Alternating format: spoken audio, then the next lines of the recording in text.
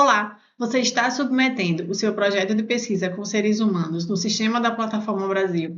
Se deparou com o campo pesquisador principal e pesquisador assistente e não faz a mínima ideia do que essas pessoas fazem ou se precisa cadastrá-las, de fato, no sistema da Plataforma Brasil? Calma, jovem, eu vou te ajudar. Depois da vinheta, eu vou te explicar qual é a função do pesquisador principal e do pesquisador assistente e quando você precisa cadastrar essas pessoas no sistema. Não saia daí.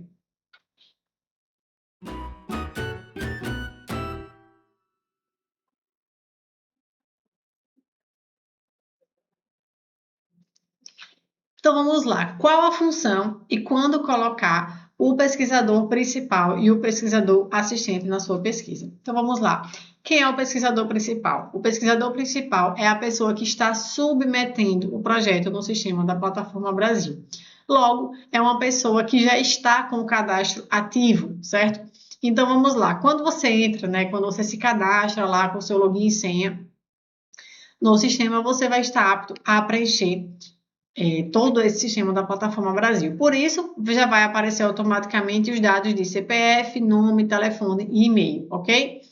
Então, isso aqui vai funcionar para quem é orientador, para quem é aluno de mestrado ou doutorado. Por que isso? Porque o sistema da Plataforma Brasil só permite cadastro de pessoas que já finalizaram a graduação para fins de preenchimento de sistema, ok? E submissão de projeto. Para simplesmente preencher as caixinhas do sistema, um aluno de graduação pode até fazer, mas não com um cadastro ativo de pesquisador responsável.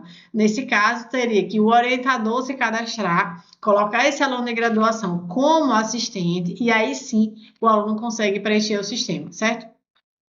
Então, sempre as informações aqui de pesquisador principal vão ser relacionadas a uma pessoa que já tem uma graduação concluída, seja aluno de mestrado, doutorado ou seja orientador, certo? Inclusive, para quem faz mestrado ou doutorado, é até recomendado que essas pessoas sozinhas vão lá e preencham o sistema, porque futuramente a tendência é que elas se tornem também pesquisadores, professores e professoras. Então, é importante que elas já tenham esse conhecimento e essa facilidade de usar o sistema da Plataforma Brasil, tá? Então, isso é recomendado.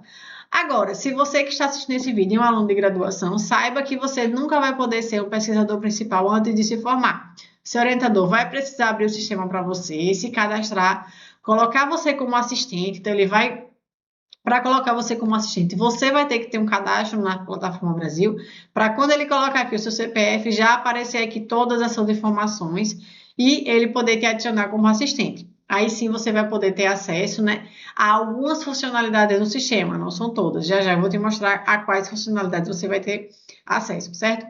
E tem o campo também da equipe de pesquisa, certo? As pessoas da equipe de pesquisa, elas não têm acesso ao preenchimento. Mas é interessante que você cadastre essas pessoas. Vou dar um exemplo. No meu doutorado, eu trabalhei com um ensaio clínico, certo?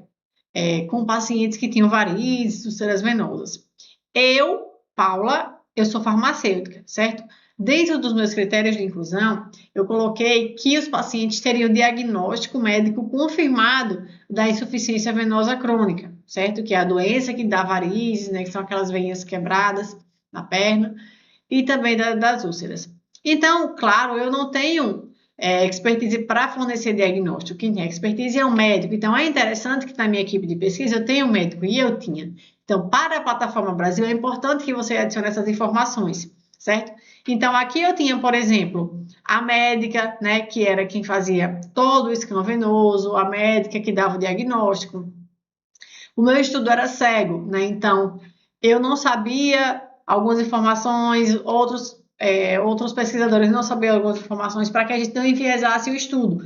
Então, por exemplo, eu montava os kits para os pacientes. Então, outra pessoa aplicava questionário, porque ela não poderia saber quem estava recebendo cada kit, tá? Então, a gente tinha que ser uma equipe cega para não enviesar o resultado do estudo. Então, todos esses profissionais é importante que tenha o nome deles aqui, inclusive do orientador também, certo?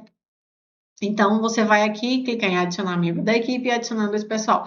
Essas pessoas, elas não têm acesso ao preenchimento, tá? Para você que já sabe preencher, que segue os meus vídeos, inclusive eu tenho um curso da Decola na Plataforma onde eu ensino não só a preencher, como também escrever o seu projeto de forma que você consiga aprovar.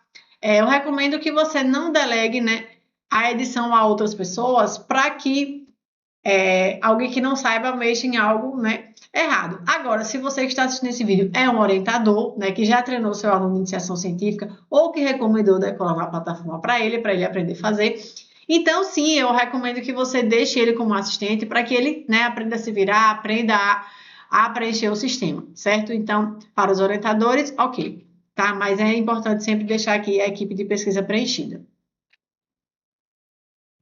E qual é o papel, então, do pesquisador principal, né? O pesquisador principal ele vai ter acesso a todas as funcionalidades. Então, ele vai poder buscar e consultar projetos, ele vai poder submeter e editar projetos, né? Coisa que o assistente não pode, o assistente ele só pode editar, ele não pode submeter, certo? Porque a submissão está vinculada ao nome, ao cadastro do pesquisador principal. O pesquisador principal ele vai poder submeter e editar emendas, né? O que são emendas? É quando você aprova um projeto, certo? E aí depois você vê que dava para fazer uma análise a mais, por exemplo. Então, essa análise a mais pode ser o TCC de um aluno, essa análise a mais pode ser do seu projeto mesmo, que você só pensou depois, essa análise a mais pode ser outro braço da pesquisa, mas que não vai descaracterizar o estudo, vai ser uma coisa a mais que vai ser feita, além do que já foi feito, né? Emenda, né? Imagina quando você vai emendar alguma coisa, não é adicionar? Então, aqui é no mesmo sentido. Então, tanto o pesquisador principal quanto o assistente pode submeter e adicionar emendas, certo? E editar emendas, né?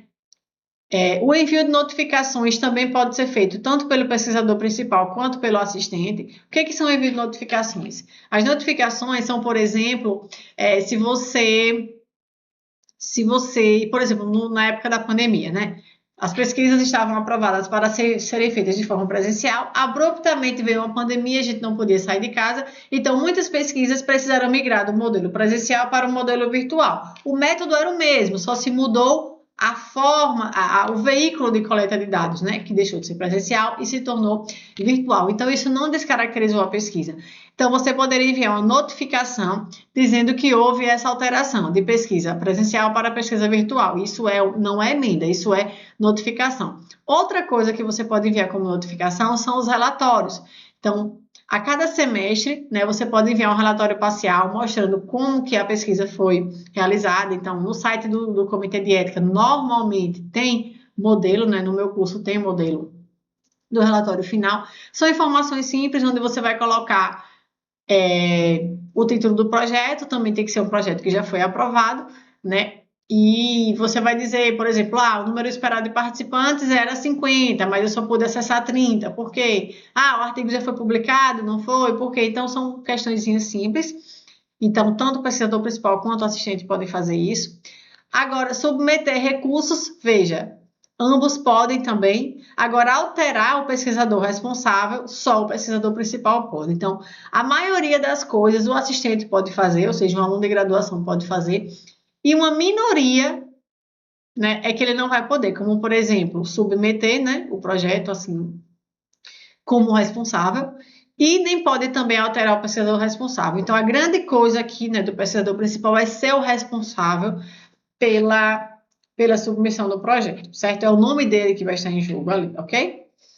Espero que esse vídeo tenha te ajudado, tenha sido esclarecedor para você. Se inscreva no canal para mais conteúdos sobre Plataforma Brasil, escrita acadêmica e pós-graduação. Eu te espero no próximo vídeo. Tchau, tchau!